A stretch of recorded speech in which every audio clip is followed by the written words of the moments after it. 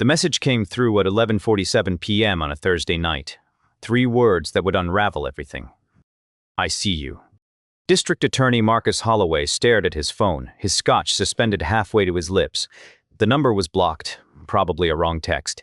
He deleted it and returned to the case files spread across his mahogany desk. His phone buzzed again. You think you are untouchable. You are not.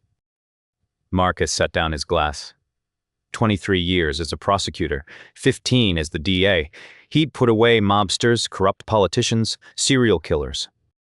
Threats came with the territory. He forwarded the messages to his security detail and went back to work. But the messages didn't stop. Over the next week, they came at random hours, always from blocked numbers. Always vague enough to be meaningless, specific enough to unsettle. Justice delayed is justice denied.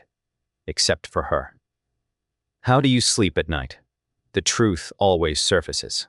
Marcus reported them to the police. They traced the numbers to burner phones, purchased with cash, activated and discarded. Dead ends. His security was doubled. Cameras were installed at his brownstone. Life continued. Until the flowers arrived. They were delivered to his office on a Monday morning. White lilies. No card. His assistant brought them in, smiling, assuming they were from an admirer or grateful victim's family. Marcus knew better. White lilies were funeral flowers. He called his head of security, a former FBI agent named Claire Hendricks. Someone's escalating, she said, examining the delivery receipt. Cash purchase. Florist remembers a woman, mid-30s, sunglasses, paid and left. What does she want? Marcus asked. That's what we need to find out before she does something more than send flowers. The answer came that night. Marcus was working late, as always. His wife had left him 3 years ago, tired of being married to a ghost. His daughter was at college in Boston. The brownstone was empty except for the security guard stationed outside and the cameras watching every entrance. At midnight, his computer screen flickered, then went black. White text appeared against the darkness. Case file 4782. Victim. Sarah Mitchell, age 19. Cause of death, blunt force trauma. Suspect, Connor Price. Status, dismissed.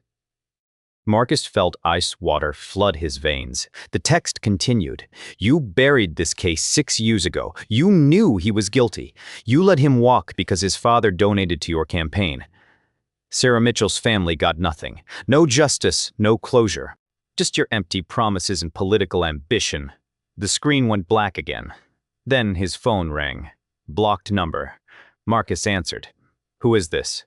His voice was steady, but his hand trembled. Someone who remembers what you choose to forget. The voice was female, calm, almost gentle. Sarah Mitchell was my sister. The line went dead. Marcus sat in the darkness of his office, the weight of 6 years crashing down on him. He remembered the case. Of course he remembered. Connor Price, son of billionaire developer Richard Price, accused of killing a college student at a party. The evidence was circumstantial. Witnesses were unreliable. The defense team was the best money could buy. And Richard Price had written a check for $200,000 to Marcus's re-election campaign 2 weeks before Marcus declined to prosecute. It was legal. Donations were public record. The case was weak. That's what Marcus had told himself. That's what he'd told Sarah Mitchell's grieving parents when they begged him to try anyway.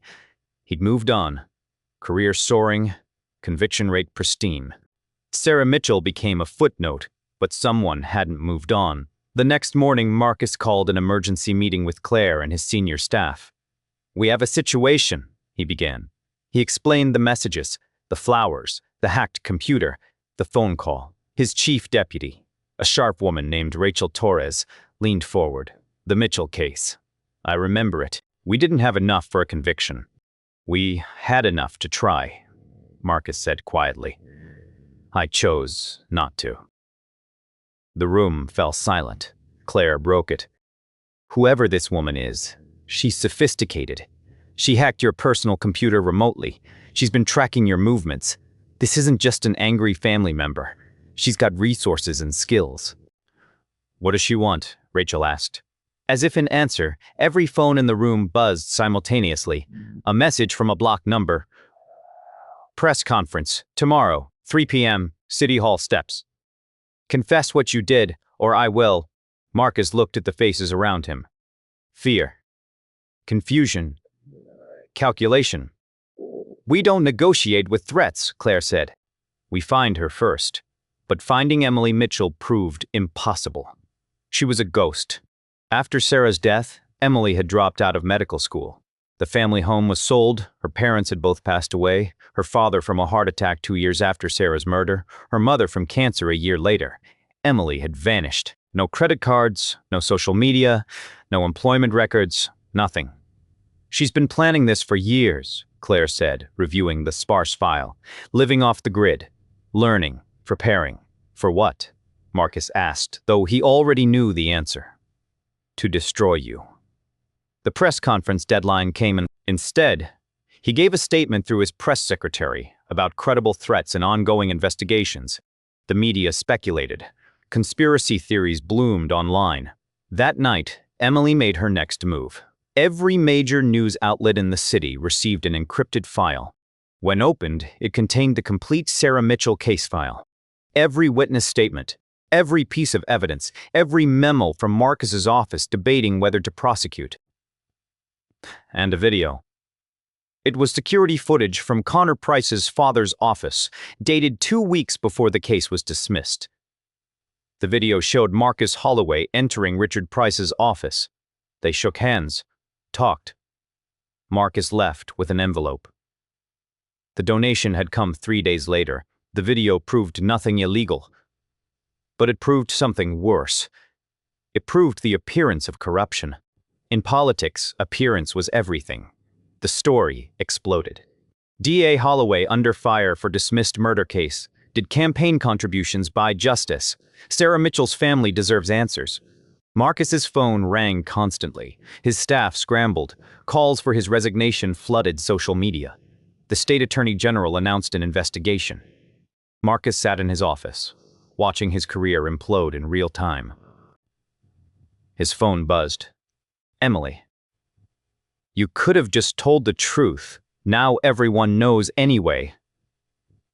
He typed back, something he hadn't done before. "What do you want from me?" 3 dots appeared. Disappeared again. "I want you to feel what Sarah felt. Helpless. Forgotten. Erased. I didn't kill your sister. Number. But you let her killer go free. And that makes you guilty too." Marcus stared at the message. She was right.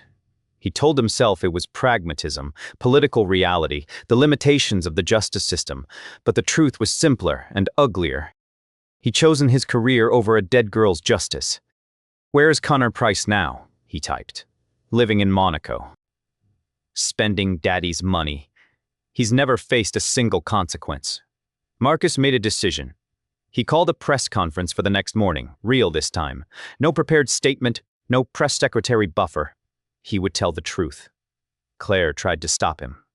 "You'll be finished, disbarred, maybe prosecuted." "I'm already finished," Marcus said. "At least this way, I finish on my terms." The next morning, City Hall steps were packed. Cameras everywhere, reporters shouting questions. Marcus stood at the podium, looking smaller than his reputation. He began. 6 years ago, I made a choice that has haunted me ever since. Sarah Mitchell was murdered. The evidence against Connor Price was circumstantial, but it existed. Witnesses were inconsistent, but they existed. I had enough to bring charges, to let a jury decide. He paused, gripping the podium. I chose not to prosecute because I believed we would lose. But that wasn't the only reason. Connor Price's father had donated significantly to my campaign.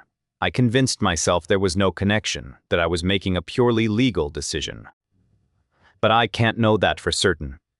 And Sarah Mitchell's family deserved better than my uncertainty.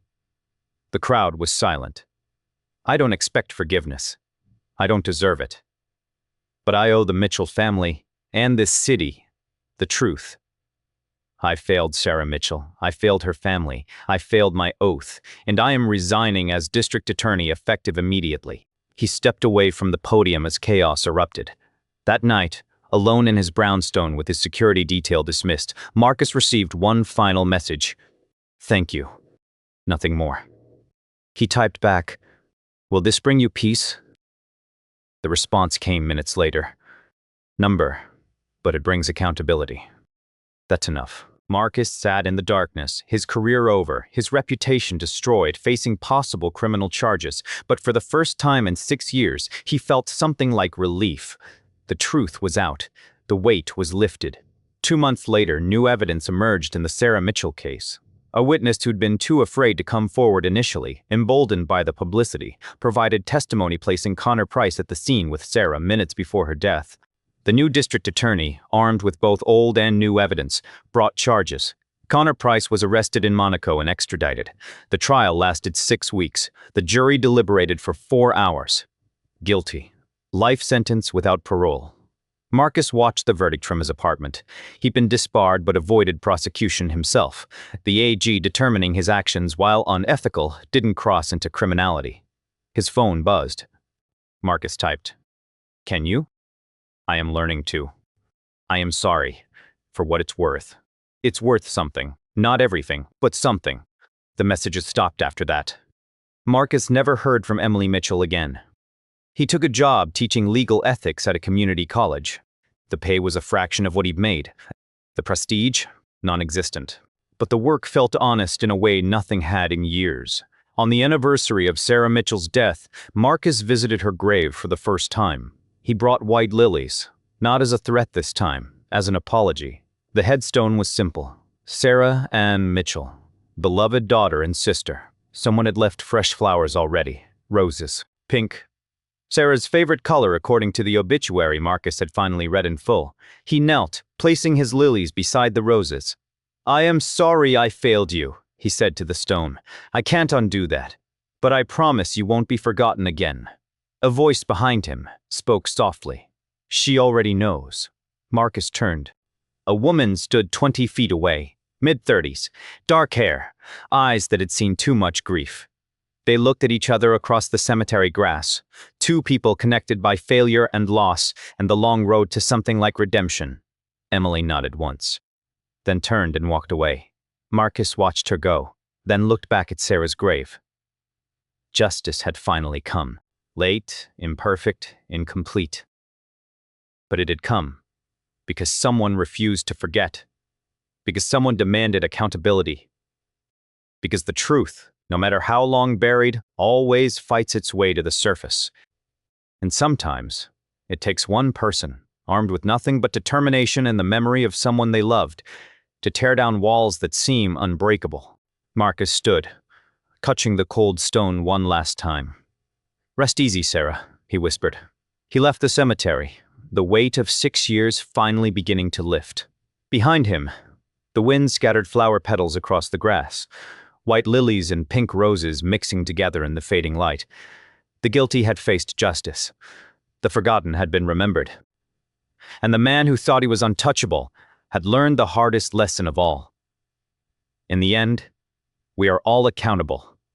Not to the systems we build or the power we wield, but to the people we fail. They remember. They wait.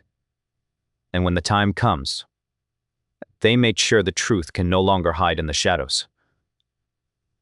That is the price of power. That is the cost of looking away. That is justice.